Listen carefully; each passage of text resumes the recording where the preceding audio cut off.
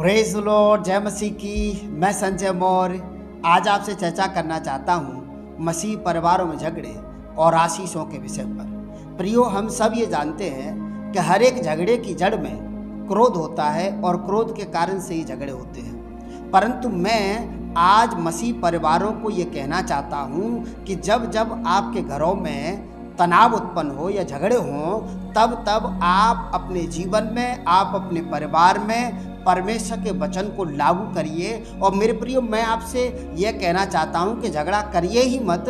आप मसीह परिवार में झगड़े होने ही नहीं चाहिए, परंतु फिर भी यदि आप झगड़ रहे हैं तो बिब्लिकल झगड़ा करिए, बाइबल के अनुसार झगड़ा करिए, परमेश्वर के वचनों को अपने परिवार में उस तनाव में लागू करिए। आपके जीवन पर आशीष होगी प्रभु यीशु मसीह के नाम से।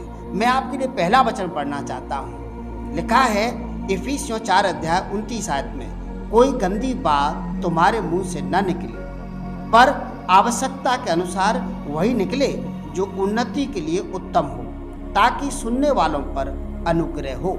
मेरे प्रियो, जब आपके घर में, आपके परिवार में आपसे कभी भी किसी से भी झगड़ा होता है, आप क्रोधित हो जाते हैं। अक्सर हम देखते हैं जब लोग क्रोध करते हैं तो उनके मुंह से अपशब्द निकलते हैं, गाली गलौज करने लग जाते हैं। प्रभु का वचन कहता है कि आप गाली गलौज ना करें, आप अपने मुंह से सिर्फ उन्हीं बातों को निकालें जिनके कारण से लोगों के जीवन पे आशीष हो सकती है, अनुग्रह हो सकता है। इसलिए जब आपके परिवार में झगड़ा हो तो आप अपने परिवार में, आप अपने जीवन में इस वचन को लागू करिए कि उस झगड़े में, उस क्रोध में आप अपने मुंह से अपशब्द ना निकालें। दूसरा वचन पहला तिमोथी 3 अध्याय 3 आयत में लिखा है कि पियक्कड़ या मारपीट करने वाला ना हो, और ना झगड़ालू, और ना धन का लोभी हो। इस बात में आप ये बात याद रखें, इस वचन में आप ये बात याद रखें कि आप मारपीट करने वाले ना हों। झगड़ा जब होता है, क्रोध जब आता है, लोग मारपीट करने लगते हैं। पर मसीह परिवारों में जब झगड़ा हो, मसीह परिवारों में, मसीह लोगों को जब क्रोध आए, तो बाइबल मुझे आपको बताती है कि आप उस झगड़े में मारपीट ना करें। इसका मतलब आप झगड़ा कर बैठे हैं तो उस झगड़े में नंबर 1 आप शब्द ना बोलें, नंबर 2 आप हाथ ना उठाएं, हाथापाई ना करें प्रभु यीशु मसीह के नाम से। और नंबर 3, तीसरा वचन मैं आपके लिए पढ़ना चाहता हूँ। पहला तिमोथी 3 अध्याय उसकी 4 आयत लिखा है, अपने घर का अच्छा प्रबंध करता हो और बाल बच्चों को सारी गंभीरता से अधीन रखता हो।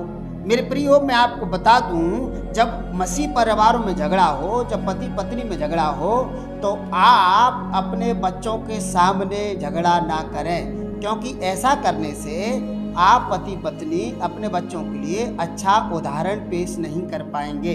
और यदि आप अपने बच्चों को मसीह रास्ते पे ले जाना चाहते हैं, मैं आपको ये सलाह दे सकता हूँ, यदि आप पति पत्नी में झगड़े हो गए हैं, तनाव उत्पन्न हो गया है, क्रोध आ रहा है, तो आप अपने क्रोध को, आप अपने झगड़े को कम से कम जब तक रोक के रखिए जब आपके बच्चे स्कूल चले जाएं, और तब आप अपने उस झगड़े को शांतिपूर्वक सुलझाएं। कैसे? कि आप अपशब्द ना बोलें और आप मारपीट ना करें। आप अपशब्द बोले बिना, मारपीट किए बिना आप अपने झगड़े को सुलझाएं, क्रोध को सुलझाएं और उसका समाधान निकालें प्रभु यीशु मसीह के नाम से। और एक और सलाह मैं आपको ये दे सकता हूँ कि यदि आपके घर में इतना स्पेस नहीं है कि दूसरे लोग भी आपके झगड़े में विघ्न पैदा करें, तो आप किसी पार्क में चले जाइए घूमने के लिए, और वहाँ पर आप अपना डिस्कस कर सकते हैं। और इस कारण से आप पति पत्नी में प्रेम हो सकता है, आपका झगड़ा खत्म हो सकता है, और आपके बच्चों को मालूम भी नहीं पड़ेगा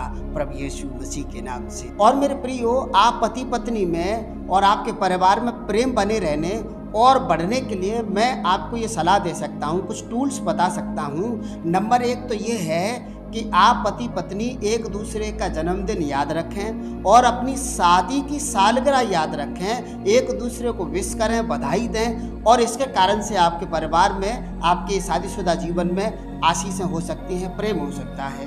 दूसरा ये है कि आप अपने परिवार को महीने में 1 दफ़ा या हफ्ते में 1 दफ़ा खाने पर लेकर जाएं, बाहर खाना खाएं या नाश्ता करके आ जाएं अपनी कैपेसिटी के अनुसार। इससे भी आपके परिवार में खुशी का माहौल होगा और प्रेम बना रहेगा।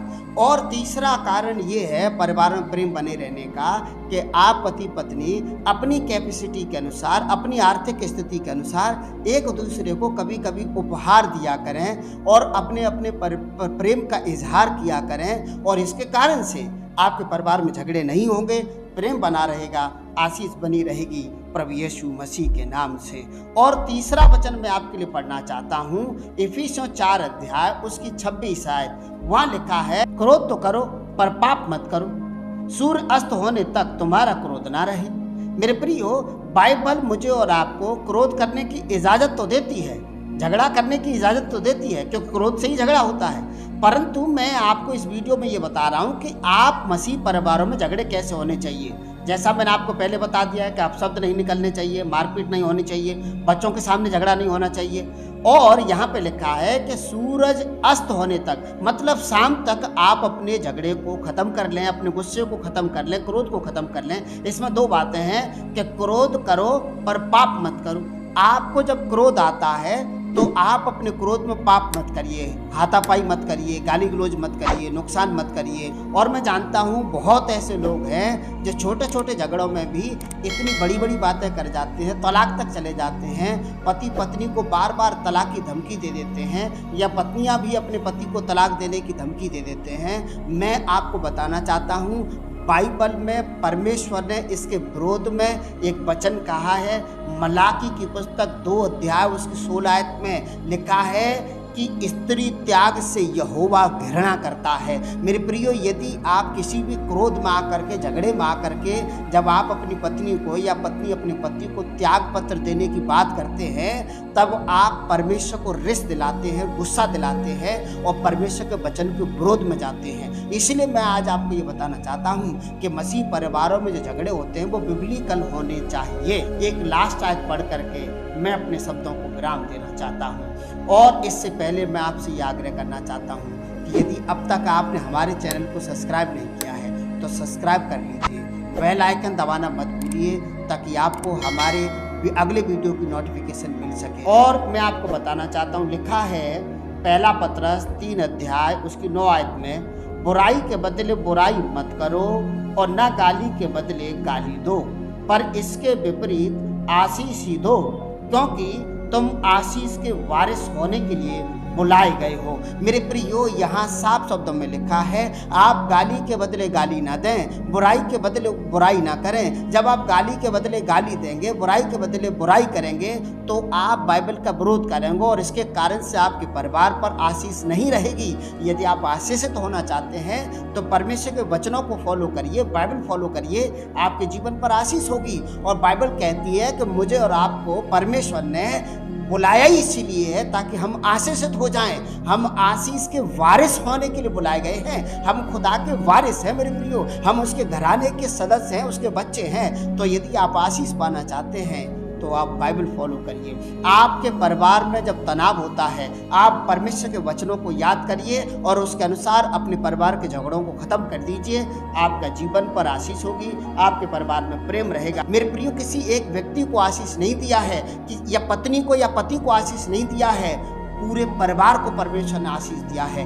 आप आशीषित होने के लिए बुलाए गए हैं। मैं एक और बार आपको रिपीट करना चाहता हूं, जब आपके घर में झगड़े हों तो आप इन बातों को लागू करें। नंबर 1, आप झगड़े में क्रोध में आकर के अपशब्द ना बोलें। नंबर 2, मारपीट ना करें, आप हाथापाई ना करें। नंबर 3, झगड़ा आप अपने बच्चों के सामने ना करें, उनके स्कूल जाने के बाद या पार्क में चले जाइए। इसके कारण से आपका परिवार का झगड़ा सुलझ सकता है और प्रेम भी हो सकता है।